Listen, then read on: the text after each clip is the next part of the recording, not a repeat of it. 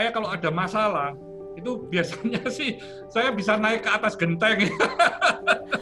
Papa nggak mau dirawat, papa nggak mau dilatih, nggak mau dipijat, karena semuanya berbau uang, papa nggak mau semua. Untuk menjadi sosok yang tangguh, kita bisa hidup dalam kondisi apapun. Jadi bukan nggak ada yang bisa membunuh kami lah, tapi nggak ada yang tahu, meskipun istri saya juga nggak tahu lah. Ini Miss Mary yang pertama ini.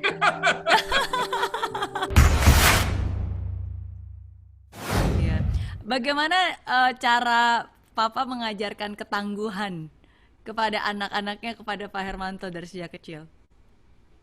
Jadi papa itu waktu saya masih ingat ya, eh, papa itu waktu saya pertama kali di Avian, saya tanya visinya apa, itu papa kan ngomong, kita buat Avian ini pabrik cat yang terbesar di Indonesia. Saya lihat ini pagar aja nggak ada, itu gedungnya cuma satu. Saya ngomong, wow, oke, Pak, lab aja nggak punya gitu ya. Terus papa juga pesan, kamu harus bisa hidup, pola hidup itu sederhana. Hidup dengan uang berapapun, kamu harus bisa hidup. Jadi mau makan apapun, kamu bisa gitu. Jadi mau makan yang mahal sekali bisa, tapi mau makan yang rendah sekali juga nggak apa-apa. Yang penting kan bersih gitu. Jadi sampai sekarang, saya kalau jalan pagi sama teman-teman nih, teman-teman itu kalau sudah dengan saya, nggak pernah tanya, mau makan apa, nggak pernah tanya. Langsung saya diajak ke pasar, makannya pecel. Pecel yang cuma 12.000 atau 10.000 itu. Tapi saya nikmatin gitu ya, makan di pencok gitu. Saya ngomong, wah ini waktu dulu di Malang sekolah saya juga suka nih makan seperti ini gitu ya. Itu sedap, dan setiap minggu saya bisa makan pecel itu. Jadi ya memang untuk menjadi sosok yang tangguh, kita bisa hidup dalam kondisi apapun. Jadi nggak ada yang bisa membunuh kami lah ya. Itu didikan dari papa yang luar biasa. Dan yang paling penting lagi, support dari papa mama yang hebat ya. Terus mendapat support juga dari istri, dari anak-anak yang tercinta. Itu juga membuat kita jadi lebih bertanggung jawab dan lebih berbuat hal-hal yang positif gitu. Hmm. Kalau lagi sulit kan biasanya kalau saya sendiri Pak Hermanto tuh selalu ada kayak mantra kata-kata yang selalu saya katakan kepada diri saya sendiri untuk membuat hati lebih baik, lebih optimis gitu. Kalau Pak Hermanto ada nggak sih kata-kata yang selalu menguatkan, yang selalu bisa membuat Pak Hermanto bangkit lagi? Ya, saya selalu berpikir positif ya. Jadi kalau kita selalu berpikir positif, itu saya yakin sekali hasil yang kita capai juga pasti akan positif. Tapi di waktu-waktu terjadi permasalahan atau hal-hal yang tidak enak, itu saya biasanya bermeditasi. Jadi saya bisa bermeditasi berjam-jam ya. Jadi saya benar-benar membuat pikiran ini istirahat. Karena kalau otak kita ini bisa beristirahat, itu kita akan jauh lebih fresh dan kita bisa memikirkan hal-hal atau masalah-masalah itu lebih clear. Ya. Kalau waktu masih muda, saya kalau ada masalah, itu biasanya sih saya bisa naik ke atas genteng. saya Iya. bisa saya bisa berteriak, saya bisa, ya nggak ada yang tahu kan. Jadi saya memang menyendiri, dan itu yang saya lakukan. Tapi sekarang sudah enggak lah, sudah berapa puluh tahun saya enggak pernah, dan saya cuma Naik ke atas genteng meditasi. terus ngapain Pak Hermanto?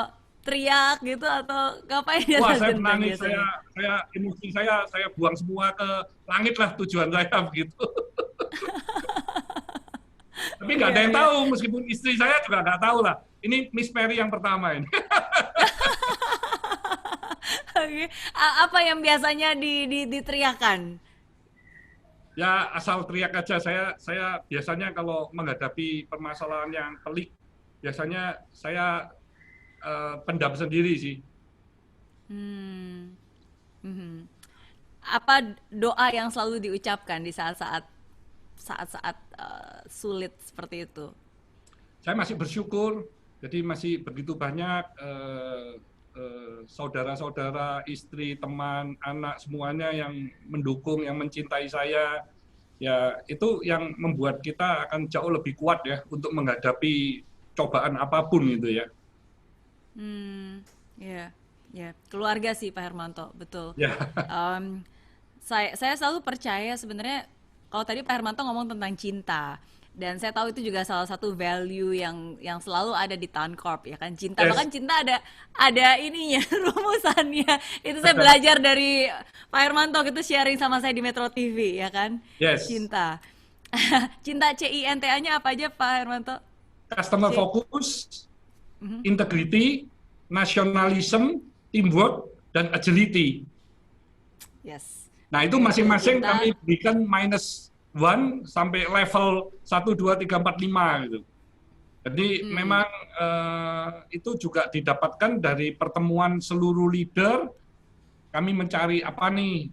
Kami punya value-value yang ada selama ini. Nah, itu ketemunya cinta itu, makanya itu saya suka sekali itu.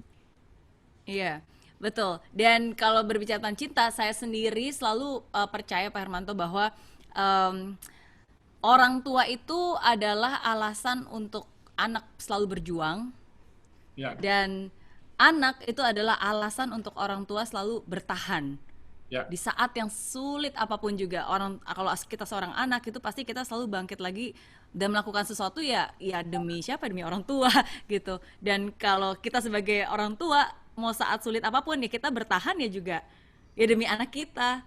Saya yakin Pak Hermanto juga pasti sering mengalami hal tersebut ya Pak Hermanto. ya, betul Hmm. sekali. Ya, kita memang harus mencintai orang tua yang membesarkan kita dengan hati yang murni ya, maksudnya tanpa imbalan apa-apa. Dan kita juga membesarkan Hmm. anak dengan maksimal, apapun namanya orang tua itu kan pasti sangat mencintai anak-anaknya. Tapi saya dengan istri memang sering nih ngomong-ngomong juga, tapi kita jangan mengharapkan apa-apa dari anak. Jadi kita Hmm. supaya kita tidak sakit ya kita harus mempersiapkan diri kita nantinya kalau tua bagaimana ya kita planning Hmm. sendiri karena kalau kita mengharapkan dari anak terlalu besar padahal anak kan juga punya keluarga sendiri ya mereka juga punya kehidupan sendiri jadi ya kita yang gembira aja yang santai aja kita nikmatin aja apa adanya ya Hmm. Hmm. kalau Nasihat kalau apa yang selalu kalau saya lihat papa mama saya ini kan benar-benar hidupnya hanya untuk anak ya. Jadi saya sangat sedih sekali begitu tahu papa saya ini menderita Alzheimer, padahal kami sekeluarga itu nggak ada yang Alzheimer, jadi nggak pernah punya pengalaman dan tidak tahu. Ini juga hal yang sangat menyedihkan saya gitu ya. hmm. Jadi saya sering kalau ke luar negeri, kalau pas ada momen-momen yang bersama papa, itu saya akan menyendiri dan saya biasanya saya akan menangis ya.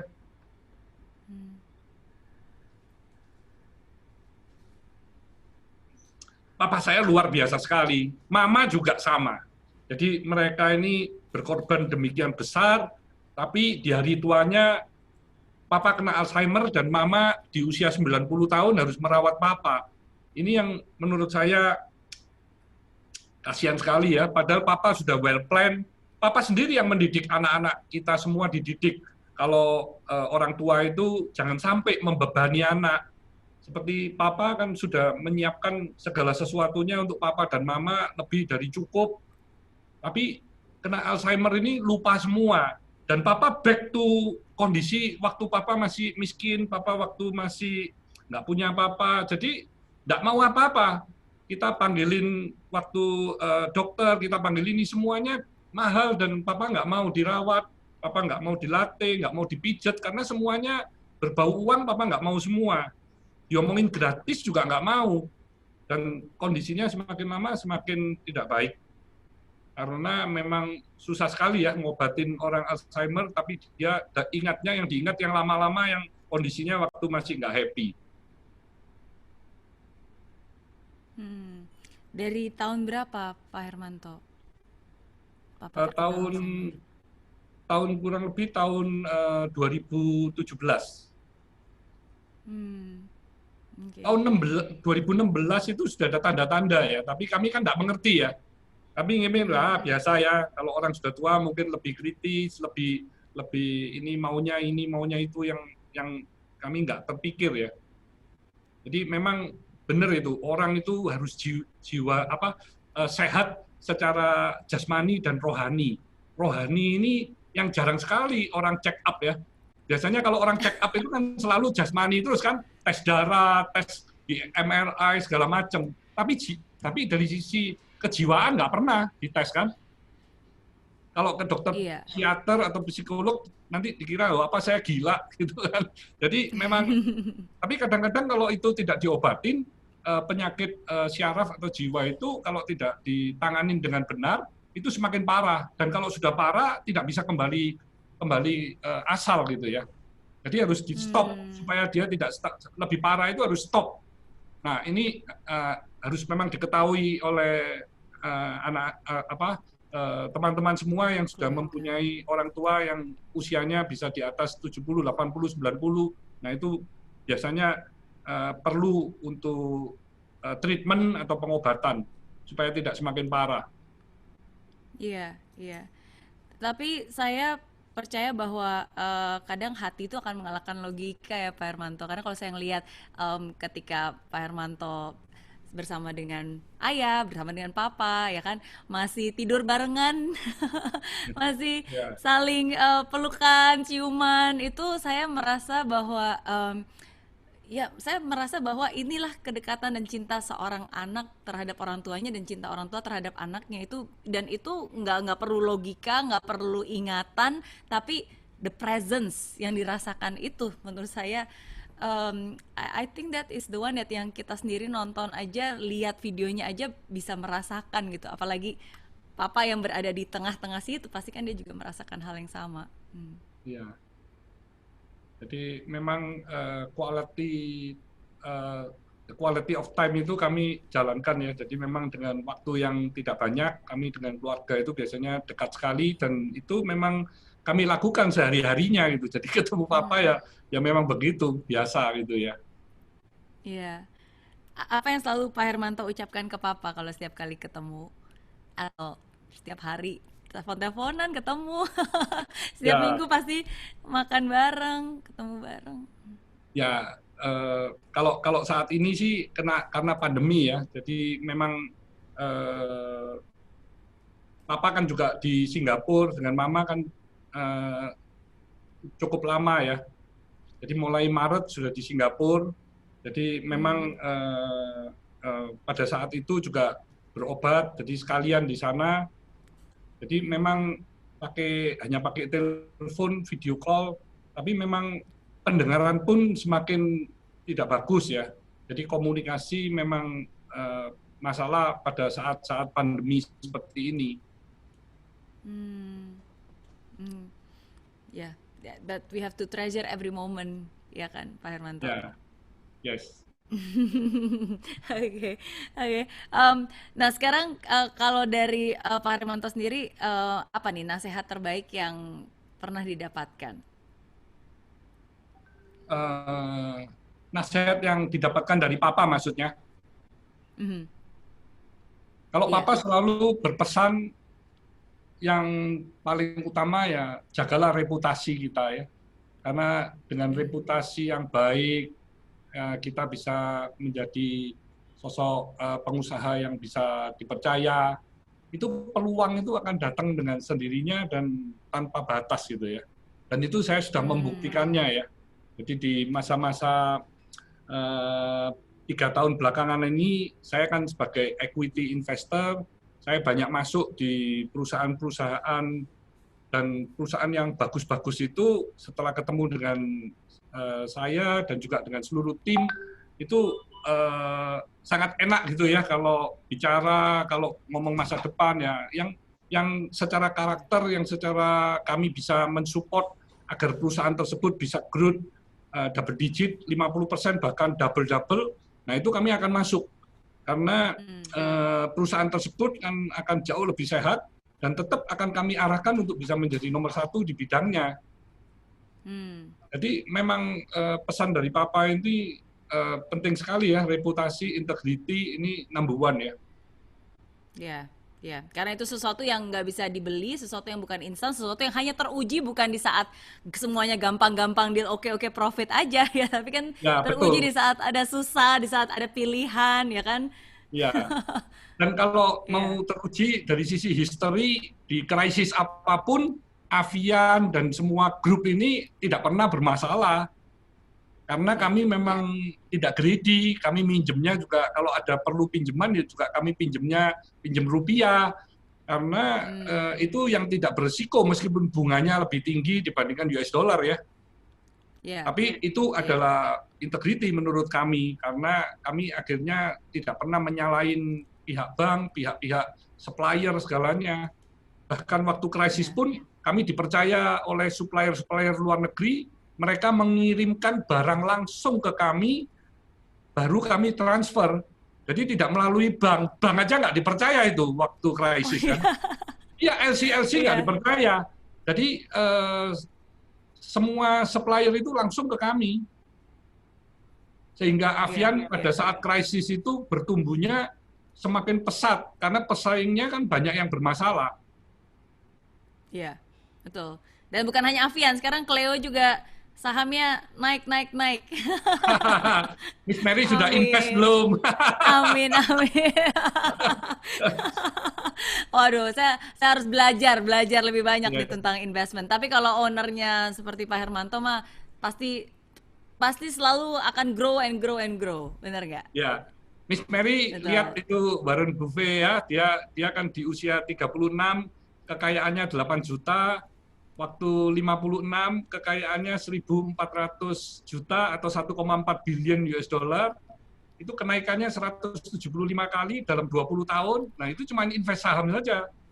Dan dia Oke. invest saham di perusahaan-perusahaan yang memang growth-nya bagus, secara konsisten. Dan kalau Hmm. Miss Mary hitung, itu per tahun cuma naik 15% aja kekayaannya. Tetapi karena dia Hmm. multiple setiap tahunnya, sehingga setelah 20 tahun bisa demikian tingginya. Itu adalah investasi yang menurut saya sangat bagus dan sehat, tapi tidak semua orang bisa melakukannya, meskipun itu sederhana. Jadi Betul. Bapak Lo Keng Hong kan ini Warren Buffett-nya Indonesia, kalau ketemu sama saya, dia sering WA juga dengan saya. Dia kan selalu ngomong, udah orang-orang Indonesia ini susah juga. Kalau invest saham-saham yang bagus, udah, you tinggal tidur aja. Nah, itu maknanya mestinya mendalam. Maksudnya kalau you tidak tinggal tidur, you liatin terus, itu kan akhirnya jadi trader. Kalau jadi trader, Betul. akhirnya jual beli. Begitu jual beli, yang untung 2-30% diambil, yang rugi disimpan, di average, lama-lama rugi lah. Nah, itu istilahnya Hmm. main saham itu di Indonesia. Jadi saya setuju sekali kalau sudah beli perusahaan yang bagus, ditinggal tidur aja, itu naik sendiri dan bekerja sendiri. Yes, dan paling tinggal bisa collect dividen juga kan, karena along the way bukan berarti profitnya masih 20 tahunan lagi, tapi kan along the way didapat dividen juga. Ya, dividen untuk perusahaan kalau yang memang sudah besar sekali dan keuntungannya sudah bisa menutup dari investasi ya. Jadi kalau memang Hmm. perusahaan sudah besar sekali dan sudah bisa bagi dividen, itu biasanya growth-nya sudah single digit. Jadi nggak bisa double digit. Jadi semua itu Oke, ada tergantung, plus ada plus minusnya minus ya. ya. Semua ada Betul, plus betul. minusnya, tergantung. Makanya investasinya mau yang mana. Karena saya selalu kalau mimpi itu mau yang besar. Saya nggak mau mimpi itu kecil. Jadi jangan sampai berhutang. Kawin sampai berhutang ini kan celaka gitu.